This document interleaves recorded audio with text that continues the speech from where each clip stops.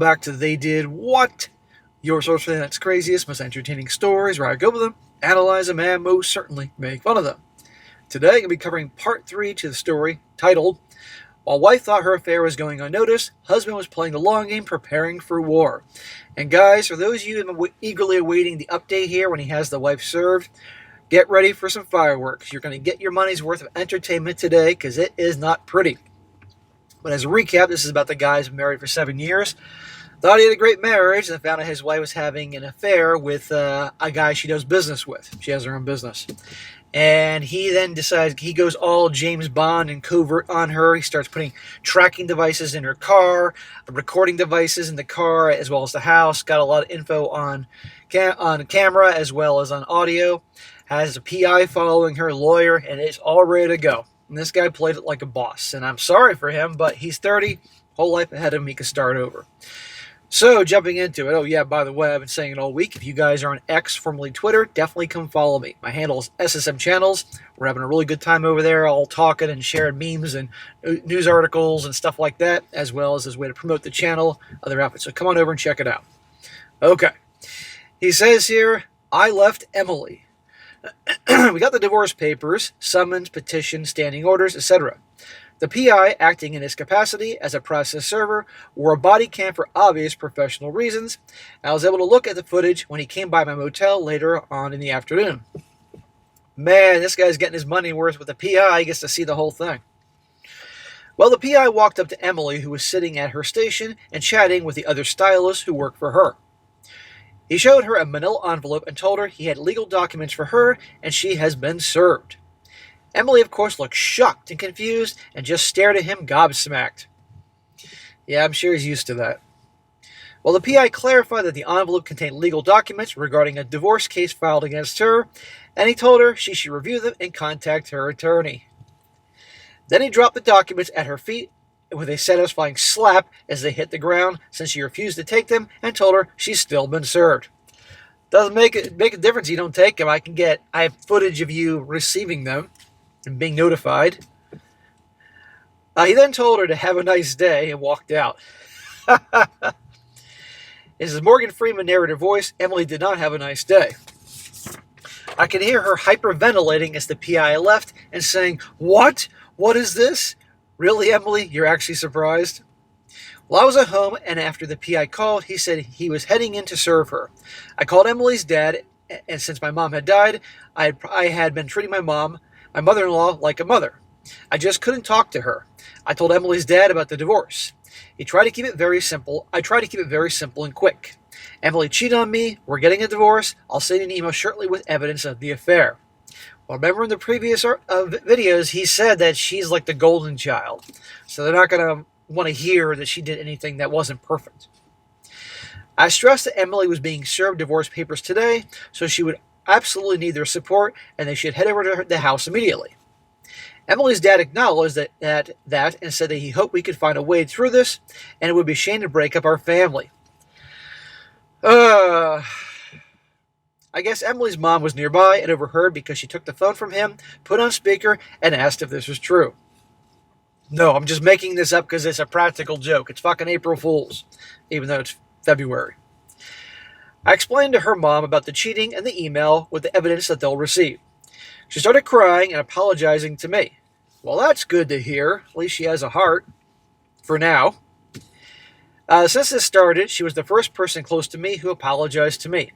I was reminded of my mother, who always would comfort me when I was down, and I just broke. I started tearing up and croaked out, "I have to go," and hung up on her while she was saying, "No, wait." Remember, guys, he's been with her for 7 years. He's been on, boss mode, but he's still hurting. Remember, he was betrayed by the woman he thought he was going to spend his life with. No easy thing to get over. I packed up my work laptops and got a lot of my clothes in 2 large suitcases. On the advice of my attorney, I took down the cameras in the bathrooms and bedrooms when I left. However, the cameras in the common areas can remain because my dad is the owner of the house. I packed the cameras up in my suitcases too. So his dad still owns the house where he's leaving and she'll be living in. But I guess at the advice of his attorney, best to leave things as they are right now. Well, newsflash, he may get the house because it's in his dad's name, but she could trash it. punch holes in the wall, flush fucking God knows what down the freaking toilet to back it up. I mean, I can go put termites in the freaking walls. Who knows what she could do? My lawyer sent a subpoena to the credit card company on Monday when I pulled the trigger on my marriage. I wrote an email to Emily's dad and sister and to some mutual friends who know both of us, including Bev's husband. It said, I never thought I'd be writing this, but after everything that's happened, I don't see another choice. I want you to hear it from me directly so there's no confusion or misinformation. Good, control the narrative. This is what he's saying to them. Emily's been having an affair with a man called John. I have evidence, emails, financial records, and an investigation that confirms it. I think we all know that her bracelet gift from Santa was not a client because the client would have identified themselves by name and clients don't know her parents' address. She's been meeting John and hiding it from me for months. I know it's painful to hear, and trust me, it's even more painful to write. But I didn't want you to be blindsided by all this later. You mean bullshit-sided with her telling a whole different story here. He also says to them, I'm attaching a few things to this email that make it clear what's been going on and to head off any of your concerns about the truth of my statements. I know this is shocking, and I don't expect you to take sides. Bullshit. People always take sides. I just want you to have the truth. I love Emily, but she's broken our marriage beyond repair, and I have no choice but to move forward with a divorce. Okay, right to the point. He says, thank you all for being like a second family to me. That's to the in-laws. And I will miss all of you. Well, I wrote a similar email to John's wife. John's the guy that's banging his wife, Emily. And gave her my attorney's name and number if she wanted to go see the physical evidence for herself. It would have to be at my lawyer's office. Personally, I think my lawyer is going to try to get John's wife to give her a retainer. Oh, hey, of course. I also sent a group text for them to check their emails, except for John's wife. I don't know her number. Then I blocked Emily's family. Probably a good idea. You said your piece, gave them the evidence, and that's it. Because otherwise you're going to get bombarded with texts and emails and phone calls and smoke signals and everything else. To the email, I attached a photo of John and Emily kissing goodbye in the hotel parking lot and a photo of the contents of John's Valentine's Day card to Emily. It was explicit. Finally, I had a link to the recording of Emily saying, I didn't abuse or cheat on her. I just wanted to head that bullshit off ahead of time. Freaking smart, man. Because remember the first story, guys? He had a recording device and like in the dining room table or in the TV room or something, and he asked her all these questions. I forget how he worded it, but basically clearing his name in case she would accuse him of this or that. Well, I texted this to Bev's husband. Hey, Bev's husband, I need to tell you something, and I hate being the one to do this, but you deserve to know. Emily didn't cheat on me alone. She had support. She had help covering it up, and unfortunately that came from Bev. Yeah, I don't know if you're aware, but Bev knew about the affair the entire time. She didn't just know about it, she encouraged it. She helped Emily justify it, she helped her keep it from me, and she even made excuses for her when she started feeling guilty about it. So obviously Bev is Emily's BFF. And it's good to let the husband know that his wife supports cheating. I have proof, and I wouldn't be saying this if I did not. I'm not asking you to believe me blindly, but I think you should ask Bev some very direct questions. Watch how she answers, watch her reaction. I'm sorry, man, I wouldn't wish this on anyone, but I couldn't sit back and let you stay in the dark. Believe me or don't believe me, either way, my conscience is clear. Okay, that's good. I then left my wedding ring, a printed copy of the same photo of Emily and John at the hotel parking lot kissing, my lawyer's business card, and a note saying, thanks for your help on this, guys. The note said this, I hope your affair with John was worth our marriage. Okay, this is the note to his wife. We are getting a divorce. Contact my lawyer if you have any questions or need to get in touch for arrangements regarding the divorce. Otherwise, get a lawyer and let's get this over with. If you're truly remorseful, then do me the courtesy to give me the easiest, most generous divorce possible. Not a snowball's chance in hell that's ever going to happen. He also says, I loved you and I could have forgiven almost anything except betrayal. I would have loved you for the rest of my life. Okay, short and sweet. On my way out, I got a call from Emily that I ignored. Well, she's not wasting any time. I put my phone on silent and dropped by the bank. I took out half of our money from the various accounts that we have, checking, emergency, and vacation fund. I've already frozen my credit. When I got to the hotel, I canceled our shared credit cards. I made arrangements to freeze our joint investment accounts so that she couldn't withdraw money from them. Smack! What do you mean joint investment accounts? There shouldn't be any joint anything. You're out of your fucking mind. All of a sudden she's going to be liquidating your S&P 500 or Nvidia stock or Amazon stock or whatever. Yeah. No. Investment accounts, all accounts, separate. Can't make that clear. The accounts are in my name. Adultery subreddit pro tip. People, if you cheat, make financial arrangements ahead of time in case you get caught. I then got a text from her. I left her on read because my lawyer told me that if she confesses to the affair of a text, that we can use that as more evidence for the divorce. I'm responding to her text here only because it's therapeutic to me. Messaging with the language and writing her text because I'm paranoid. This is the condensed version of the past 12 hours or so. Okay, so now here's the fun part, guys. He goes through a whole thing of her text exchange and with her, what she says to him, what he's thinking, how he responds. So bear with me as I read this. Here's her first text. What the fuck is this? Answer your phone. We need to talk right now. And he says, nope, I've had enough gaslighting for a lifetime, thank you very much. This is followed by a lot of text demanding I call or answer her calls, no thanks. Then the text changed. So I presume she got home and read the note, and I saw what was left. And she says, I don't know what you think you know, but I can explain everything. It's not what you think. And he says, you're right, Emily. I'm a stupid idiot who will believe anything you say. She also says, divorce. We love each other. We're supposed to work through this mistake. Mistake, huh? And he says, mistake, oops. My wet hoo-ha fell into John's erect wee-wee repeatedly for almost a year. Oopsie. She says, look, I know I fucked up, but don't do this. Don't leave like this. And he says, finally, an acknowledgement of the affair of a text. Zing, right to my lawyer. She also says, I never stopped loving you. I never loved him. And he says, another gift for the lawyer. Then the tone changed. She says, you're overreacting. You're acting like I never loved you.